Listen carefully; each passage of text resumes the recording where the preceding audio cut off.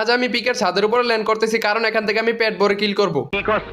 তাই জন্য আমার এডিটিং দোস্তকে নিচে পাঠিয়ে দিয়েছি এন্ড আমি একটু এদিকে এসে এডিটিং করে নিচে চলে গেছি। এখান থেকে একটা 6 ইঞ্চি গ্যাসলাইট পেয়ে গেছি আর একটা কোবরা ম্যাক্স এমপি40 নিয়ে ঘরের ভিতরে ঢুকতে এখানে দিকে একটা এনিমি ঘোরাফেরা করতেছে। ছেলেটাকে 6 ইঞ্চি শটগান দিয়ে দুইটা বাড়ি দিতে ডাউন হয়ে গেছে।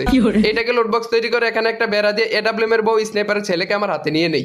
হাতে নিয়ে রাজমহলের আরেকটা কক্ষে ঢুকতে এখানে দিকে একটা ছেলে বসে বসে আগু করতেছে। আমি আবার সাথে সাথে একটা বাড়ি দিয়ে ঘোরা বানিয়ে দিই। ঘোরা বানাতে একটা ছেলে আমাকে ডাবল ভেক্টর দিয়ে চাপ দিয়ে আমি আবার এডিটিং করে উপরে চলে যাই। উপরে উঠে পিকের ছাদের উপর দিকে দুইটা ছেলে এখানে করতেছে মানে র্যাঙ্ক পোস্ট। একটা খালি হাতে রাশ দিতে আমার হাতে থাকা শটগান দিয়ে দুইটা কানে গেলে থাপ্পড় দিয়ে দিই। ওর ভাইটাকে আবার চাপ দিয়ে ওর দুইটা বিচি মাপ দিয়ে পুরো বংশকে শেষ করে দিই। দাঁড়ান তা আবারও কারো আছে নিয়ে যাই। আমি এই ওয়ালের উপর বসে থাকতে এখানে দিকে একটা ছেলে বাজার করতে চলে আসে। স্ন্যাপার দিয়ে স্কুপ করার মাথা বাড়িয়ে দিয়ে লোডিং নীতি নীতি ডাউনলোড হয়ে যায়। 1 বছর পর দোকান থেকে আমি একটা টাইম টেবিলের মেশিন কিনে আনি এবং টাইম টেবিল করে পিকের একেবারে উঁচু স্থান উঠে যাই।